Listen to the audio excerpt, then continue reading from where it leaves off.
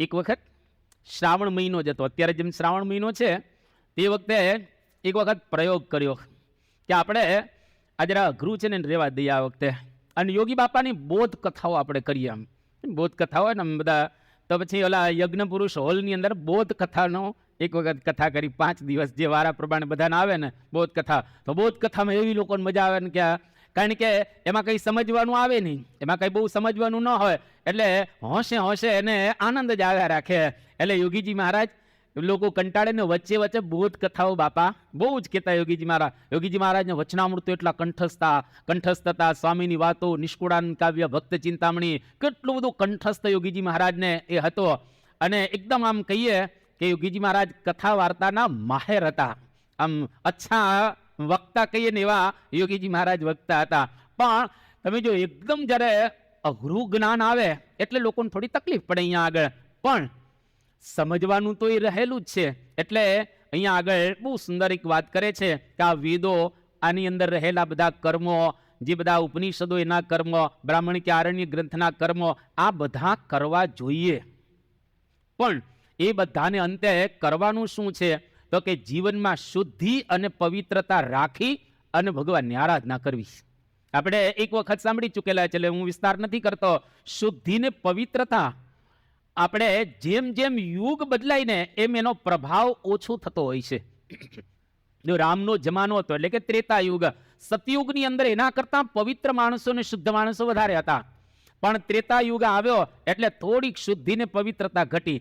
દ્વાપર યુગ આવ્યો એટલે ઓર થોડી શુદ્ધિ ને પવિત્રતા ઘટી. અને અત્યારે કળિયુગની અંદર આપણે જોઈએ છીએ શુદ્ધિ ને પવિત્રતા ઘણી ઘટવામાં આવેલી છે. આપણે કીર્તન પણ સાંભળેલું છે, ગયો જમાનો રામ સીતાનો, પતિવ્રતાને પવિત્રતાનો, આજકાલના નરનારીએ નેવે મૂકી છે લાજ, કહો ને ક્યાંથી રીજે રામ. તો આ પ્રકારનું એ કીર્તન પણ આપણે સાંભળીએ છીએ. એટલે તમે જુઓ, ગંગાના જળની અંદર પવિત્રતા છે. ગંગાનું ભલે ડોળું પાણી હોય, અને આપણે જાણીએ છીએ ગંગાની શુદ્ધિ થઈ રહેલી છે. ગંગાનું પાણી ડોળું છે પણ એ પાણી શુદ્ધ રહેલું છે. પરમ પૂજ્ય પ્રમુખ સ્વામી મહારાજ અને અત્યારે મહાન સ્વામી મહારાજ, અને આપણે ગોંડલની અંદર અક્ષરદેરી, તો અક્ષરદેરીનું પાણી તો પાણી જ છે. એ કાંઈ નવું પાણી આપણે લાવતા નથી ત્યાંથી, પણ ગુણાતીતાનંદ સ્વામીના ચરણારવિંદ, મહારાજના ચરણારવિંદ એ પાણીને અડે છે.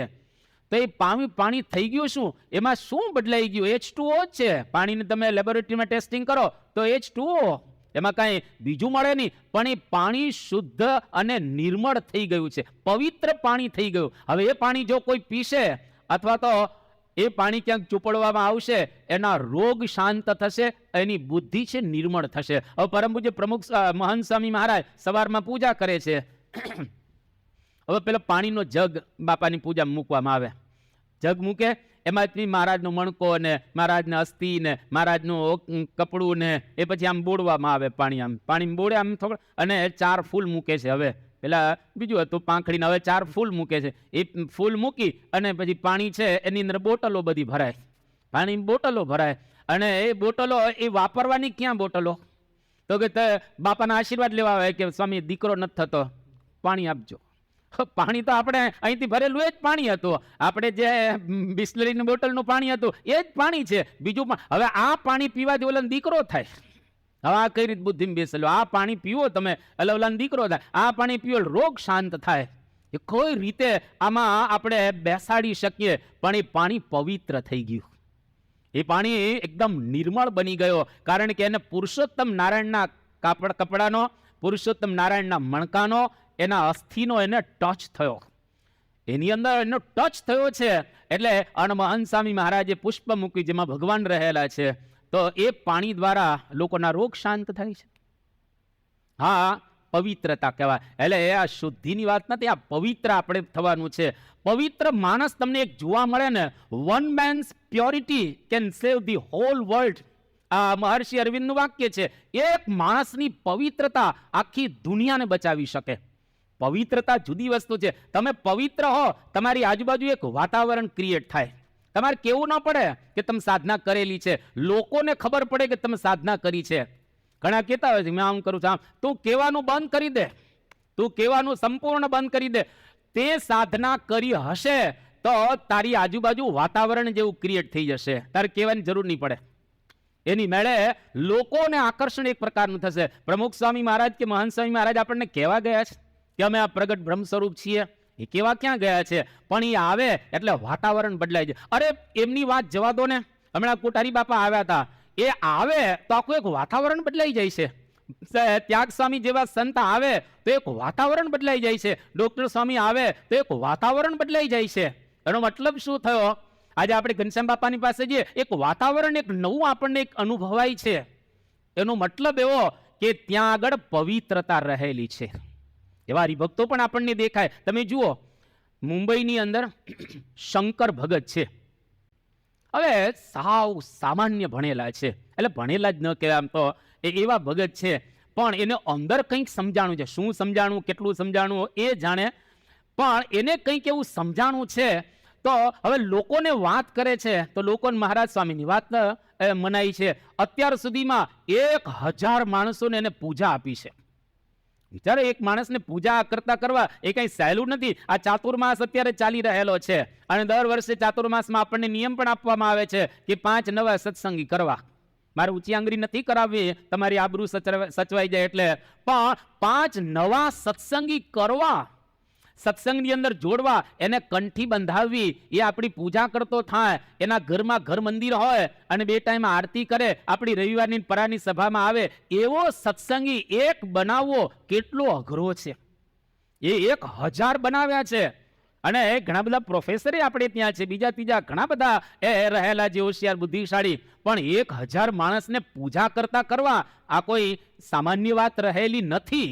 એટલે દેખાય છે ભગત સામાન્ય, પણ એની અંદર કંઈક એવું છે, એને સમજાયું છે કે આ વસ્તુ બરાબર રહેલી છે. આ અધ્યાત્મ છે.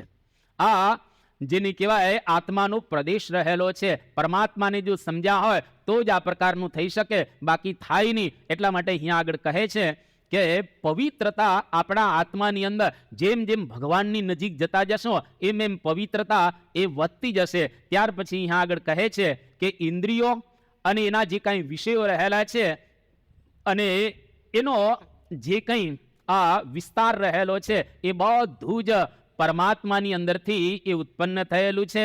એનો થોડોક અહીંયા આગળ વિસ્તાર કરે છે. સપ્ત પ્રાણાહ પ્રભવંતી તસ્માત સપ્તર્ષિ સપ્ત રુચિ સમિધ સપ્ત હોમાહ સપ્ત ઈમે લોકાયેષુ ચરંતી પ્રાણાહ ગુહાશયા નિહિતા સપ્ત સપ્ત.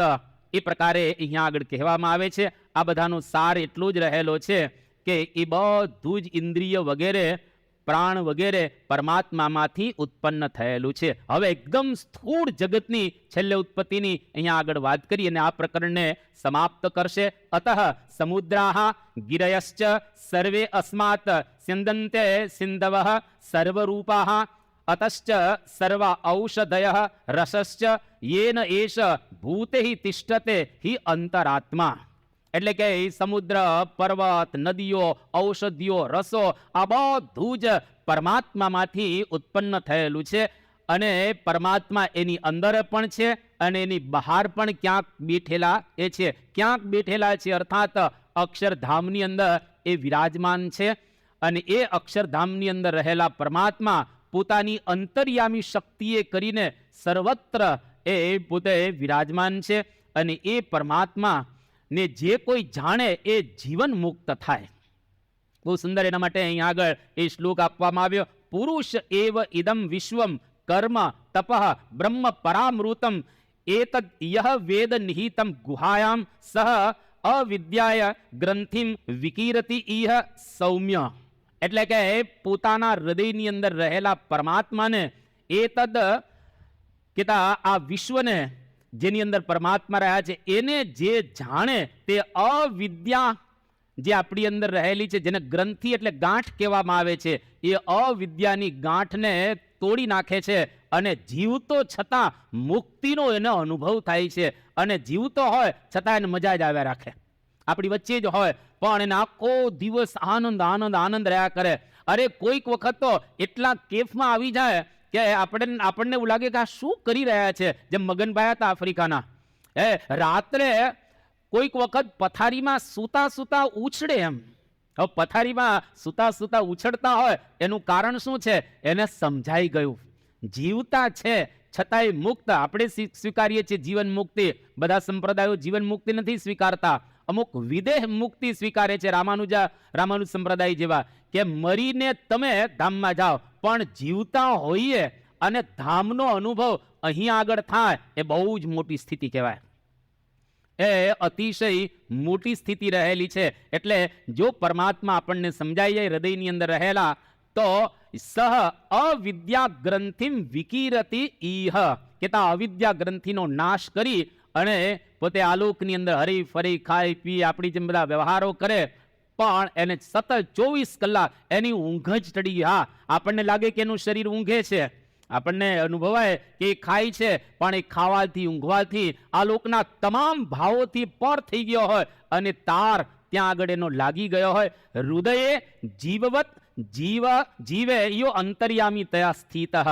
જેમ હૃદયની અંદર જીવાત્મા રહેલો છે જે આપણને દેખાતો નથી, એવી જ રીતે ભગવાન પરમાત્મા આપણને દેખાતા નથી, પણ આવી સ્થિતિ જ્યારે થાય, અવિદ્યા ટળી જાય, ત્યારે ભગવાન દેખાય. અને મુક્તાનંદ સ્વામીએ કેવી જબરજસ્ત સાધના કરી. છેલ્લો 1 મહિનો હતો ત્યારે દેખાણા, ત્યાં સુધી નથી દેખાણા મુક્તાનંદ સ્વામીને પણ. અને બહુ પ્રામાણિક સાધના કરેલી. આટલી બધી પ્રામાણિક સાધના કરવી અતિ અઘરી પડે. મહારાજના વખતમાં તો બહુ અઘરું હતું. અત્યારે લીલા લેર છે, મહારાજના વખતમાં તો અતિશય અઘરું હતું. અને પરમહંસો એને મહારાજે કેવા તાવ્યા હતા. એક વખત મહારાજ પ્રકરણ ફેરવવાના હતા, મુક્તાનંદ સ્વામીને ખબર પડી કે હવે તો આ અઘરા પ્રકરણો આવશે, તો લીમડો વાટી અને પીતા હતા, કડવું પાણી. કે કદાચ આનાથી તો અઘરું તો વર્તમાન નહીં મહારાજ આ ફેરવે ને. અને એવા એવા અઘરા ફેરવ્યા તો ઘણા તો નીકળી ગયા સાધુના આશ્રમમાંથી, કે આપણા જ નહીં રહેવાય. એક સાધુ હતા હીરાદાસ કરીને, તો એને થયું કે હવે આપણે તો આમાં ટકી શકીએ એમ નથી, નીકળી ગયા. પણ મહારાજનું નામ લીધા વિના ચાલે નહીં, વર્તમાન પાડી નહોતા શકતા, એટલે મહારાજને મૂકીને ગયા. અને એક ગામની અંદર ચોરાની અંદર બસ સ્વામિનારાયણ સ્વામિનારાયણ સ્વામિનારાયણ ભજન કરતા બાવા ઉતરેલા બીજા. હિન્દુ કે સ્વામિનારાયણનો મુંડિયો છે, એટલે એમ કહ્યું એ સ્વામિનારાયણનું નામ છોડી દે. તો કે હું નામ નહીં છોડું, ભલે સંપ્રદાય છોડી દીધો છે પણ નામ નહીં છોડું. અને સ્વામિનારાયણ પેલા એટલા બધા માર્યા, એટલા બધા એને માર્યા આખા વાહનની અંદર. અને અહીંયા આગળ બધે એકદમ જેને કહેવાય સોળ ઉઠી ગયે. પછી તો હવે શું કરું, તો ગઢડામાં પાછા આવે છે. મહારાજને છેલ્લે કહેવા આવે છે. અને જેવા ગઢડાની અંદર પાછા આવ્યા, એ દિવસે એકાદશીનો દિવસ હતો. આજે જેમ પવિત્રા એકાદશી છે એવી રીતે એકાદશીનો દિવસ હતો. અને મહારાજની પાસે આવીને ધપ કરતા પડ્યા. મહારાજે એને જોયા, મહારાજ જોયું કે હમણાં નીકળી ગયા તને પાછા આવ્યા. કે મહારાજ કેવા આવ્યો છું તમને. શું? તો કે તમે મારા હૃદયમાં જ નીકળી જાઓ, તમે મારા હૃદયમાંથી નીકળી જાઓ, હું કેવા આવ્યો છું તમને. અને જો તમે મારા હૃદયમાં હશો તો મારાથી તમારું નામ લીધા વિના ચાલતું નથી. અને હું તમારું નામ લઉં છું, મને લોકો મારે છે. અને મહારાજે જ્યાં ગાતરીઓ આમ કર્યો તો આખા શરીરની અંદર સોળ જોઈશ. અને મહારાજની આંખમાંથી આંસુ આવી ગયા. અને મહારાજે કહ્યું કે અમે તમારી સેવા કરશું. શ્રીજી મહારાજ પછી એની સેવા કરે છે અને પાછા લઈ લીધા મહારાજે. તો તમે જુઓ, આટલા કષ્ટદાયક વર્તમાન મહારાજ ફેરવતા હતા. હવે એમાં રહેવું સ્થિર કેટલું અઘરું છે, પણ બધા રહ્યા. અને મુક્તાનંદ સ્વામી તો એનાથી કેટલા, મુક્તાનંદ સ્વામીની બીક લાગતી હતી સંતોને, કારણ કે એટલું બધું જબરજસ્ત વર્તતા હતા કે એની બાજુમાં જ ઉભું રહેવું અઘરું પડે. એક વખત 3 વાગ્યાનો સમય હશે, 3-4 વાગ્યાનો સાંજે, અને એ બધા સંતો ઉઠી, અને નાના સંતો એને ભૂખ ઘણી લાગે, એને અતિશય ભૂખ લાગે, એટલે 3 ટાઈમ તો ખાતા હોય, બીજા 2 ટાઈમ પણ ખાય. તો બપોર પછી જે કંઈક રોટલા વધ્યા હોય ત્યાં રસોડાની અંદર, અને 3-4 સંતો એ રોટલા, હવે તેમાં બીજું તો કશું હોય નહીં, એ રોટલાને એ જે કાંઈ છાશ કે કંઈ જમતા હશે હાથમાં લઈને. અને એ વખતે મુક્તાનંદ સ્વામી ત્યાંથી નીકળ્યા. જેવા મુક્તાનંદ સ્વામી નીકળ્યા, બધા સંતોના હાથમાં ધડા કરતા રોટલા પડી ગયા, થપ કરતા. હવે કેટલી બીક લાગતી હશે મુક્તાનંદ સ્વામીની, અને એનું વર્તન કેટલું પાવરફુલ હશે. જેને જોઈને રોટલા પડી જાય એટલે એ વર્તતા કેવી રીતે હશે. જેમ એક વખત ગોપાળાનંદ સ્વામી, એને ગુણાતીતાનંદ સ્વામીએ ગોપાળાનંદ સ્વામીને રોટલી ઉપર ઘી ચોપડ્યું. આમ રોટલી ઉપર તો ઘી ચોપડાતું જ હોય છે, આપણે દરરોજ જમતા હોઈએ છીએ. આ રોટલી ઉપર ઘી ચોપડી અને ગોપાળાનંદ સ્વામીના પત્તરમાં રોટલી મૂકી. ગોપાળાનંદ છે કે બસ હવે મારાથી ત્યાગ વૈરાગ્યની વાતો નહીં થાય. લે, એ કેવી રોટલીઓ ખાતા હશે, ત્યાગ વૈરાગ્યની હવે મારાથી વાતો નહીં થાય. તો આટલા બધા કડક વર્તમાન બધા પાડતા હતા.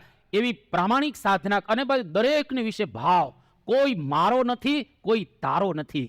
અને જે લોકો નિર્મળ હૃદયવાળા હોય એના હૃદયમાં આવા કોઈ ભાવ નહીં, મારા તારાના ભાવ ન હોય. મારા તારાના ભાવ તો એને હોય જેનું હૃદય બહુ જ નાનું હોય, અણુ કરતા જેનું નાનું હૃદય હોય એને મારા તારાના ભાવ હોય. પણ આ તો એવા પરમ ભાવથી રહેતા હતા.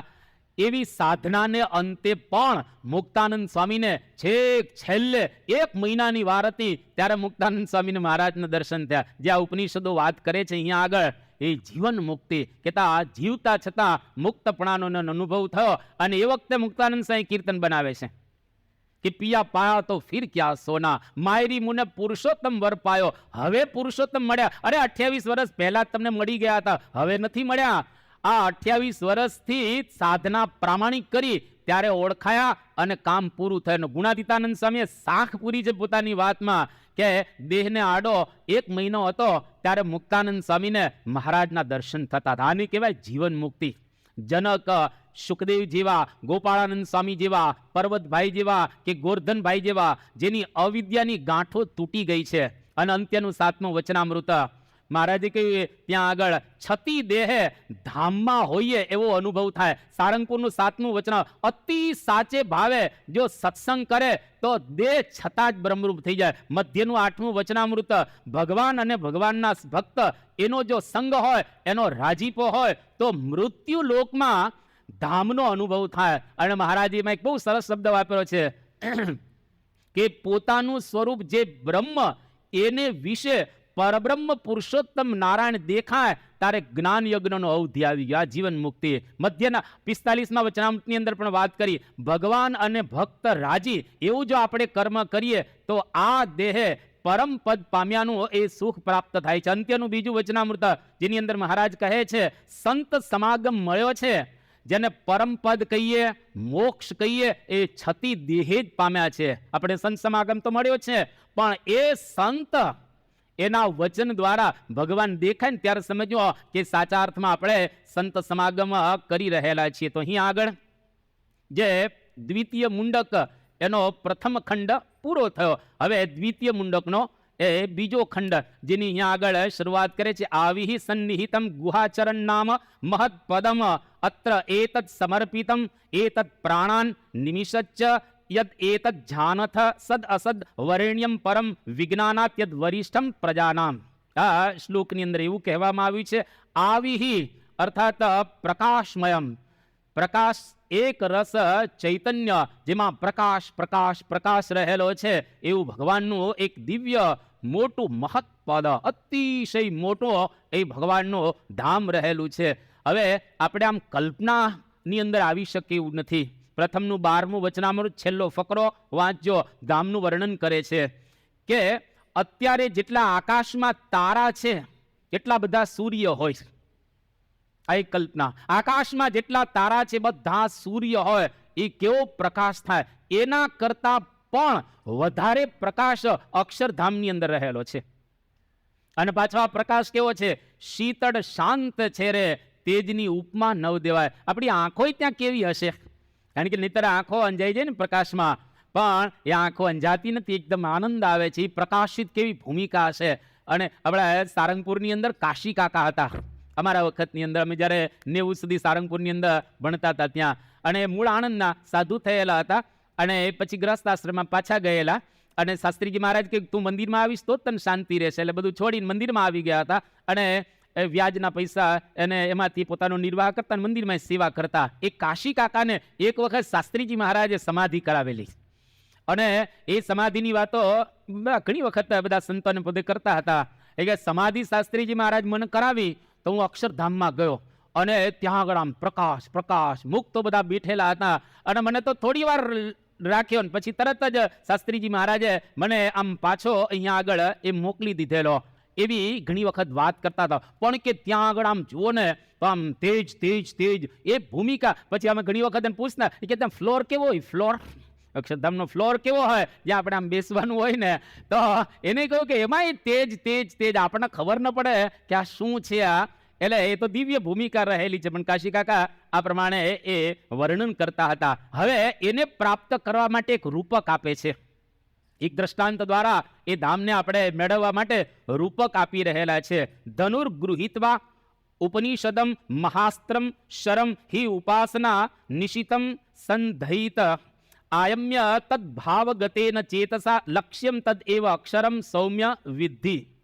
અર્થાત ઔપનિષદમ મહાસ્ત્રમ ધનુહુ એક રૂપક છે.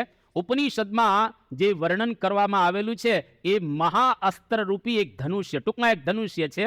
અને ઉપાસના નિશિતમ શરમ, ઉપાસના દ્વારા તીક્ષ્ણ કરેલા બાણ, ભાવગતેન ચેતસા તદ આયમ્ય એટલે કે ભાવપૂર્ણ ચિત્તથી અર્થાત બાણ ખેંચીને તદ એવ અક્ષરમ લક્ષ્યમ વિદ્ધિ. જેમ બાણ દ્વારા આપણે ધનુષ્ય હોય એની અંદર બાણ હોય, પછી જે લક્ષ્ય હોય એને આપણે વિંધવાનું હોય છે. એવી જ રીતે ઉપાસના દ્વારા આપણે અક્ષર બ્રહ્મ છે કે તા ધામ છે એ લક્ષ્યને આપણે જાણવાનું છે અને ત્યાં પહોંચવાનું છે.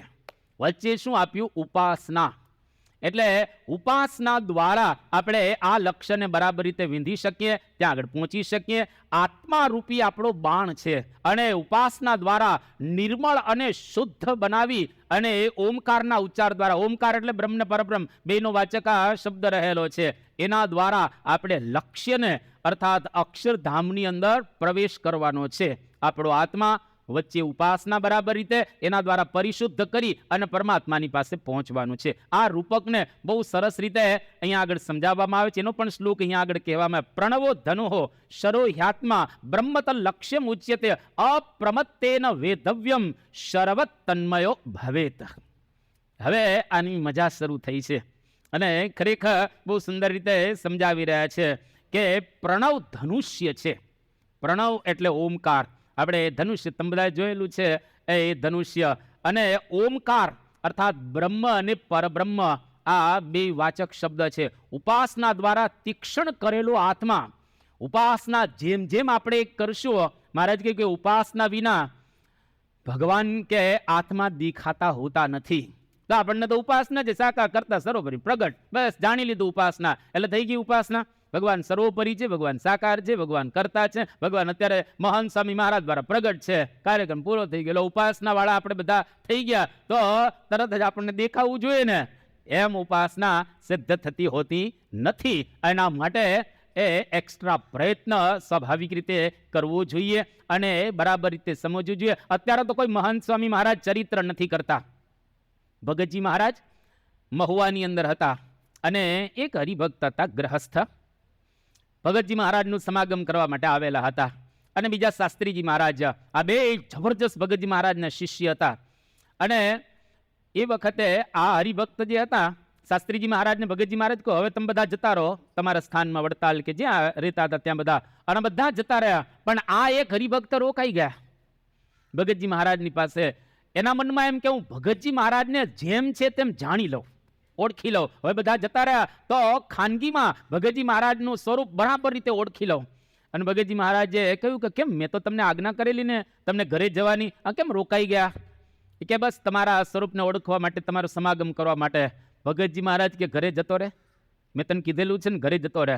હું એક ચરિત્ર એવું કરીશ ને, એક ચરિત્ર તારો અત્યાર સુધીનો બધો નિશ્ચય છે ને ધૂળમાં મળી જશે, બધો જ મળી જશે એક ચરિત્ર દ્વારા. અને જો આપણે જોયું છે ને, અલયા ખાચર કેટલા જબરજસ્ત હતા, 2000 ને સત્સંગ કરાવેલો. અને મહારાજે ચરિત્ર કેટલું નાનું કર્યું છે. આ કઈ મોટું ચરિત્ર નથી કર્યું મહારાજે.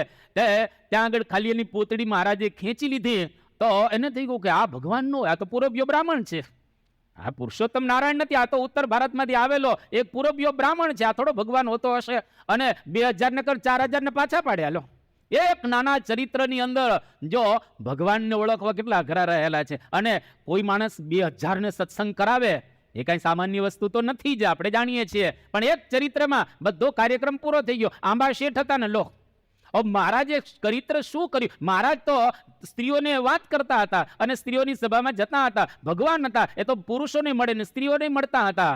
હવે મહારાજ કંઈક ઉતરતા હશે અને અદીબાના ખભે હાથ જ મૂક્યો અને આંબો જે ગઢાડી દરરોજ આવતા અને પાછા ન્યાલકરણ ન્યાલકરણ ન્યાલકરણ આવું બોલે. મહારાજ કે 108 તો નામ જન્મંગલ નામાવલીમાં છે ને 109મું કર્યું ન્યાલકરણ. હા, હવે આવો આંબો અને મહારાજ આમ ચરિત્ર કર્યો તો આને શું, મારું દાળમાં કંઈક કાળું લાગે છે. અદીબા એકલા, મહારાજ એકલા હાથ મૂક્યો અને તમે જો દાદા ખાચર હિંડોળા ઉપર લાડુબાન જીવબાન વચ્ચે મહારાજ બેઠેલા હતા અને દાદા ખાચરને મહારાજ કહ્યું કે દાદા કઈ સંકલ્પ થાય છે? અરે મહારાજ સંકલ્પ શું થાય, તમે ભગવાન છો અને મારી આ બહેનો મુક્ત રહેલી છે, એમાં સંકલ્પ શું થાય? હવે હિંડોળા ઉપર 3 જણા એ એકલા હિચકતા હોય તો સંકલ્પ ન થાય કે મહારાજ યુવાન, બે બહેનો પણ યુવાન રહેલી છે. પણ જો આની કહેવાય દિવ્ય ભાવ. આ બરાબર ઉપાસના દ્વારા ભગવાનને ઓળખી લીધેલા કહેવાય. નીતા આંબાની જેમ સુકાઈ જાય. મુક્તાનંદ સ્વામી પછી આંબાને લીલો કર્યો. જો લીલો ન કર્યો હોય તો આંબો સુખાયેલો જ રહેત. એટલા માટે આ ઉપાસના દ્વારા, સમજણ દ્વારા, જ્ઞાન દ્વારા આપણે એ આપણા આત્માને એકદમ તીક્ષ્ણ કરવાનો હોય છે. એના માટે અહીંયા આગળ એક શબ્દ વાપર્યો, અપ્રમત્તેન વેધવ્યમ. એટલે કે પુરુષાર્થ દ્વારા આપણે આ લક્ષ્યને વિંધવું જોઈએ. આળસ, પ્રમાદ આની અંદર ન ચાલે. સતત જાગૃતિ, એકદમ પ્રતિપળ આપણે કહીએ માણસ જાગ્રત હોય તો જ થાય. અને એના માટે ઉદ્યમ, એના માટે પ્રયત્ન. સાદા પ્રયત્ને આ કામ પતે એવું નથી.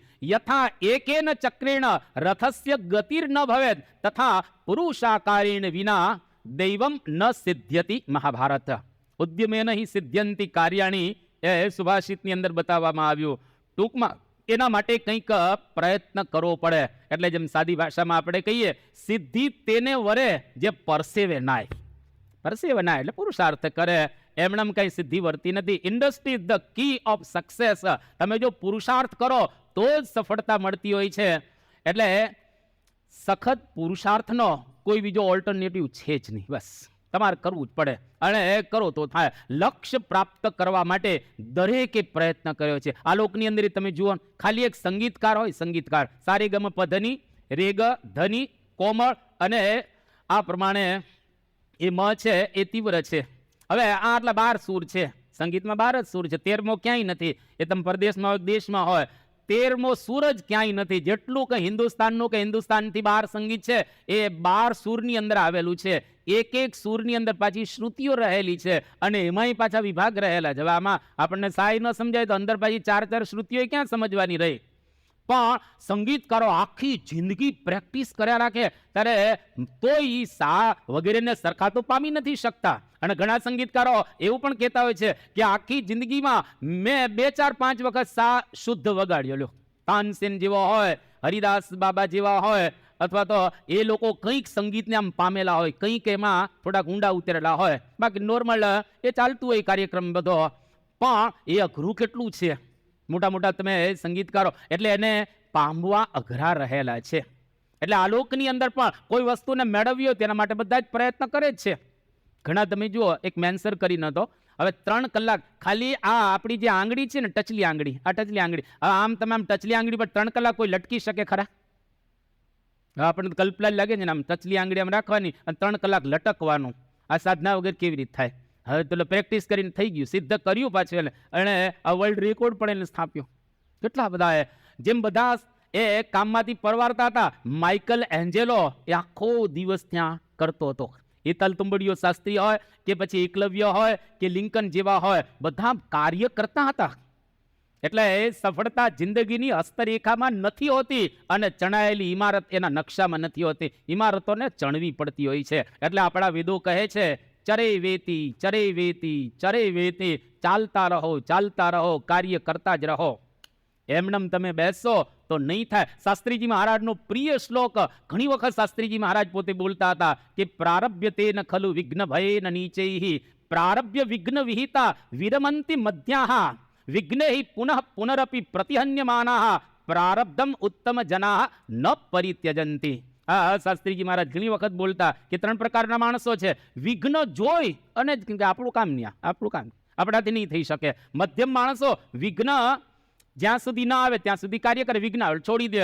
પણ જે ઉત્તમ પ્રકારના માણસો હોય એ ગમે તેવા વિઘ્ન આવે ને તો એ પગલું ભર્યું કે ન હટવું, ન હટવું. કદાચ હિમાલય ખસી જાય પણ એ માણસ ખસે નહીં. એટલે અધ્યાત્મ માર્ગ એવો છે, ખસવાનું નહીં. પ્રમાદમ વૈ મૃત્યુમ અહમ બ્રવીમી. આ સનત કુમાર મહાભારતની અંદર કહે છે. એક વખત ભગવાન બુદ્ધ પોતાના શ્રાવકોને ઉપદેશ આપે છે કે હે શ્રાવકો, પ્રમાદેન ન સંવસે આ પાલી ભાષાની અંદર વપરાયેલો શબ્દ છે કે તમે પ્રમાદ ન રાખતા, સતત જાગૃતિ. અને ઉત્તિષ્ઠ જાગ્રત, ઉઠો જાગો, ઉઠ જાગ મુસાફિર ભૂર ભયો. એટલે આ પ્રમાણે જો કરશો તો ખરેખર મળશે જ. અને ક્યારે મળશે એ કંઈ ખબર નથી, પણ મળશે ચોક્કસ. નિષ્કુળાનંદ સ્વામી જેમ કહ્યો, રેવું નહીં ગાફલ ગમાર, માલ અતોલ મળે. કહે નિષ્કુળાનંદ, કરવો વિચાર પડે. આ પડે જો આપણે જાગૃતિ રાખીએ તો એ ખરેખર થાય. એક વખત પ્રમુખ સ્વામી મહારાજ ગોંડલની અંદર વિરાજમાન હતા, અને આપણે જાણીએ છીએ કે યોગીજી મહારાજનો એ વખતે અમૃત મહોત્સવ ઉજવવાનો હતો. 1967ની સાલ. બાપા યોગી બાપા બધા ગોંડલની અંદર હતા, અને એ મિટિંગ થઈ. અમૃત મહોત્સવ ક્યાં ઉજવવો, જેની આ મિટિંગ હતી. અને એક તો પાણીનો ભયંકર પ્રશ્ન હતો. યોગીજી મહારાજ પ્રમુખ સ્વામી મહારાજની સામે જોઈ અને એ મિટિંગની અંદર કહે, અમે જઈએ છીએ, પ્રમુખ સ્વામી બધું કરશે. પ્રમુખ સ્વામી મહારાજ સમજી ગયા કે આ યોગી બાપાની ઈચ્છા છે કે અહીંયા આગળ અમૃત મહોત્સવ ઉજવાય. તો પ્રમુખ સ્વામી મહારાજે નિર્ણય લઈ લીધો, સંસ્થાના પ્રમુખ એટલે લઈ શકે, કે અમૃત મહોત્સવ અહીંયા આગળ ગોંડલમાં જ ઉજવાશે. અને બધા તૂટી પડ્યા, ક્યાંથી પાણી લાવશો, અહીંયા આગળ પાણી નથી. હવે પ્રમુખ સ્વામી મહારાજે કહ્યું કે પાણી ગમે ત્યાંથી મળી જશે, યોગીજી મહારાજનો અમૃત મહોત્સવ અહીં જ ઉજવાશે. અરે ભાદર ડેમમાંથી પાણી લાવશું, પણ એ કરશું. અને આપણે જોઈએ છીએ જ્યારે યોગીજી મહારાજનો અમૃત મહોત્સવ ઉજવાયો, પ્રમુખ સ્વામી મહારાજ રાતના 2-2 વાગ્યા સુધી સંસ્થાના પ્રમુખ પાના પકડ હાથમાં લઈ અને એની મહેનત એવી કરેલી છે. મહેનત કરી તો ખરેખર કામ થયું અમેરિકાની અંદર. એટલે મધ્ય અમેરિકામાંથી એક એટલાન્ટિક મહાસાગરને ઓળંગી એક નહેર બનાવવામાં આવી છે, પનામા નહેર. હવે આ સાગરને જોડતી નહેર લગભગ 50.72 માઇલની આ નહેર રહેલી છે, પનામા નહેર. 2110 લાખ ક્યુબિક પથ્થર ખસેડવાનો હતો. અને એ વખતે ત્યાં આગળ પીળો તાવ થાય, માણસો કેટલાય મરી જતા હતા, મેલેરિયા ત્યાં આગળ ઘણા બધાને થતો, પ્લેગ પણ બધાને થતો હતો, અને બહુ મુશ્કેલી હતી. અને 1907માં એ કર્નલ જોર્જ ડબલ્યુ ગેથાલ્સ એમને કહ્યું કે આપણે બનાવી છે ને, ગમે તેમ થાય, ભલે મરી જાય માણસો હાથે. અને અતિ અઘરું હતું, પણ એને આ બીડું ઝડપ્યું. અને ખરેખર 1914ની અંદર આ નેર આખી બની ગઈ. 15મી ઓગસ્ટે એ ખુલ્લી મૂકવામાં આવી. ત્યારે જે ચકરાવો લઈને વહાણને જવું પડતું હતું, 13,000 માઇલનો દક્ષિણ અમેરિકાનો ચકરાવો થતો હતો. એને બદલે ફક્ત 5200 માઇલનું પછી અંતર થઈ ગયો. 163 ચોરસ એ માઇલ આખો એક સરોવર બનાવવામાં આવ્યો, અને લગભગ એનો ખર્ચો એ 3,800 લાખ ડોલરનો આ થયેલો છે. એટલે જબરજસ્ત મોટી આ એને એક સિદ્ધિ પ્રાપ્ત કરીને દર વર્ષે 14,200 શીપ એમાંથી પસાર થઈ, વાહણો. હવે એક માણસે પુરુષાર્થ બરાબર કર્યો તો એ નીચેના બધા જાગૃત થયા. એવી જ રીતે અધ્યાત્મ માર્ગની અંદર સર્વત તન્મય ભવઃ. જેમ સર છે નિશાનમાં એ બાણ બરાબર લાગેલું હોય, એમ આપણું નિશાન એ અક્ષરધામની અંદર એ બરાબર લાગેલું હોય. અમે સારંગપુર ભણતા હતા ત્યારે એક નોટિસ બોર્ડમાં એક વાક્ય કોઈકે લખેલું હતું, બહુ સરસ એ વાક્ય હતો. એની અંદર કે સુસવતું તીર એ સ્થિર છે જેનું લક્ષ્ય નિશ્ચિત છે. સુસવતું તીર એ સ્થિર છે જેનું લક્ષ્ય નિશ્ચિત છે. સમજીએ, જેમ તીર હોય એ તો આમ ચાલતું હોય, એ ક્યાં સ્થિર છે? આમ તીર તો ચાલે ને, એ કાંઈ સ્થિર રહેલું નથી. તમે બાણમાંથી નીકળે એટલે ધનુષ્યમાંથી તો આમ સ્થિર હોતું નથી, તો ચાલે છે. પણ જેનું લક્ષ્ય સ્થિર છે તો એ સુસવતું તીર પણ સ્થિર રહેલું છે. એમ આપણે હરીએ ફરીએ, ખાઈએ પીએ, જોઈએ જાણીએ, બધું કરીએ, પણ જો આપણું અક્ષરધામ લક્ષ્ય સ્થિર હોય તો આપણે બધા એ સ્થિર રહેલા છીએ. એના માટે આ ઉપનિષદ આપણને સમજાવી રહેલા છે.